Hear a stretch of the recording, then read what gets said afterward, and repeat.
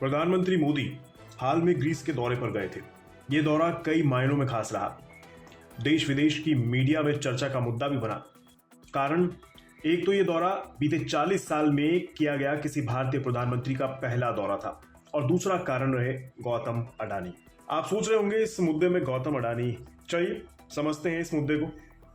businessdaily.gr के अनुसार अडानी समूह के प्रमुख यानी गौतम अडानी ग्रीक बंदरगाहों में निवेश करने में रुचि रखते हैं।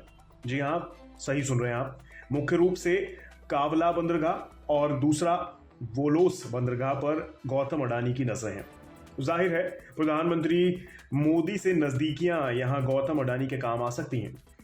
गौतम अडानी से प्रधानमंत्री मोदी की नजदीकियां किसी से छिपी नहीं है, इसलिए ग्रीस के कावला और वोलोस बंदरगाह गौतम अडानी की झोली में आ भी सकते हैं। लेकिन बड़ा सवाल यह है कि आखिर गौतम अडानी इन पोर्ट में इंटरेस्ट ले क्यों रहे हैं, क्यों चाहिए उनको ये पोर्ट। दरअसल ग्रीस यूरोप के लिए भारत के प्रवेश द्वार के जैसे है, यानी वहां से कारोबार अच्छे से हो सकता है। वहां के बंदरगाह पर भारतीय वर्चस्व होना भारत के लिए और खासकर गौतम अडानी के कारोबार के लिए एक नए मौके खोलने के रास्ते जैसा है।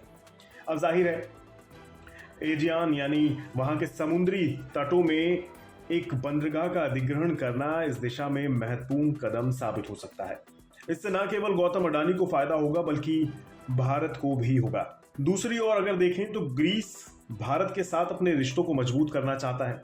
तो आपके मन में अगर ये सवाल आ रहा हो कि ग्रीस क्यों अपने बंदरगाह भारत के कारोबारी के हाथ सौंपे या उनके साथ पार्टनरशिप करे, तो यहाँ जवाब ये है कि ग्रीस भारत से अपने रिश्तों को मजबूत करना चाहता है, जिसके लिए फिलहाल फ्री प्रेस जर्नल की रिपोर्ट के अनुसार भारत ग्रीस साझेदारी का ध्यान शुरू में रक्षा पर है, जिसके चलते भारतीय वायुसेना ने ग्रीस में आयोजित एक यूरोपीय सैन्य अभ्यास में भाग भी लिया था, जबकि भारत और ग्रीस ने क्रेते में एक संयुक्त नौसेना अभ्यास भी आयोजित किया था। इसके अलावा ग्रीक लड़ाकू विमानों ने सितंबर में पहली बार भारतीय वायुसेना के साथ अभ्यास में भाग लेने के लिए आगे उम्मीद भी है, यानी वहां आने वाले समय में भारतीय वायुसेना और ग्रीस की वायुसेना के साथ मिलकर सैन्य अभ्यास हो सकते हैं।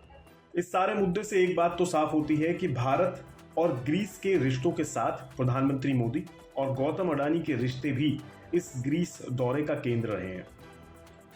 बिजनेस के और भी बहुत से लोग हैं जो ऑलरेडी ग्रीस में बसे हुए हैं, वो भी इस डील का और वहां होने वाले और कारोबारी संबंधों का फायदा लेंगे। लेकिन खास तौर पर इस समय गौतम अडानी को बड़ा फायदा होता दिखाई दे रहा है। अब देखना होगा कब तक गौतम अडानी ग्रीस के बंदरगाह पर डील को फाइनल कर पाते हैं।